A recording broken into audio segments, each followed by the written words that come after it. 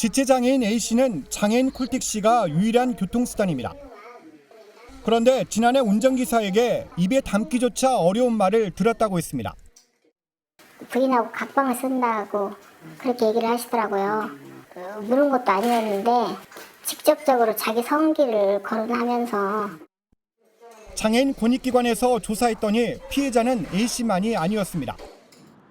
2020년부터 지난해까지 여성 지체장애인 4명이 운전기사에게 성희롱과 성추행을 당했다고 했습니다. 뇌졸중으로 쓰러지셔서 뇌수술을 여러 번 하신 분인데 그분한테 그 음란물을 보냈다는 얘기를. 하지만 콜택시 배차 과정에서 불이익을 당할까 봐 그동안 말하지 못하다가 뒤늦게 용기를 내게 됐다고 털어놨습니다.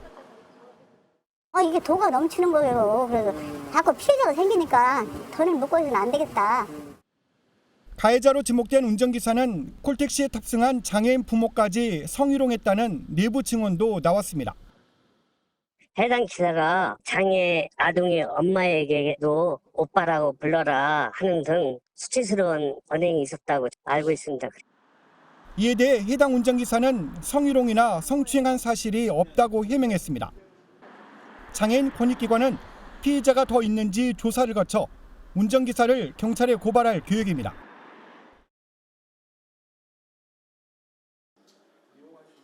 여성 지체장애인들이 장애인 콜택시 운전기사에게 성폭력을 당했다며 전북 군산시에 알린 건 지난 3월 중순입니다.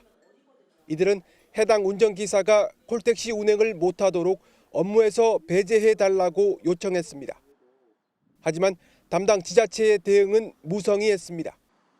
군산시는 장애인 콜택시 관리 감독 권한이 있는데도 기사의 업무 배제는 운영기관인 장애인 이동센터에서 처리할 문제라며 나서지 않았습니다. 저희가 위탁기관의 직원의 징계 관련해 지시는 할 수 없어요.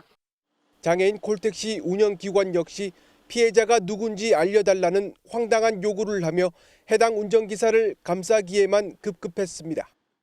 제가 또 물어봤죠. 그런 일이 있냐고 또 없다는 거예요. 그럼 우리가 어떻게 해? 결국 상급기관인 전북도청이 개입하고 나서야 해당 운전기사는 업무에서 배제됐습니다.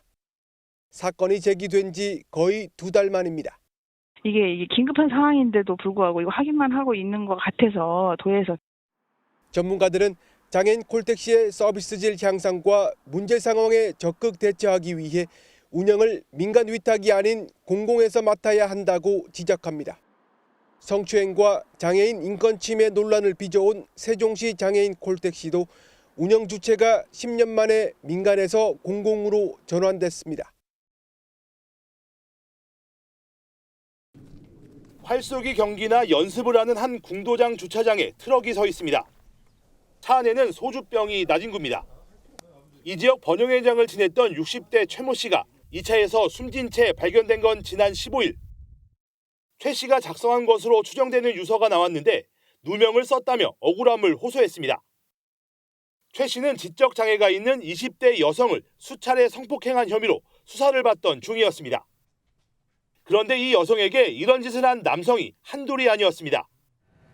여성이 근무하는 면 소재지에서 매일같이 얼굴을 보고 지내던 50, 60대 아저씨들이었습니다.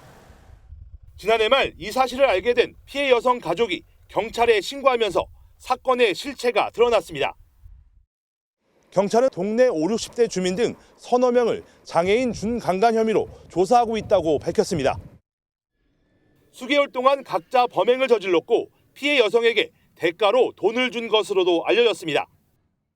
피해자가 누구한테 5만 원 받고 누구한테 3만 원 받고 누구한테 10만 원 받고 이렇게 받은 것을 이 조목조목 적어놨다더라. 그런 얘기가 돌더라고.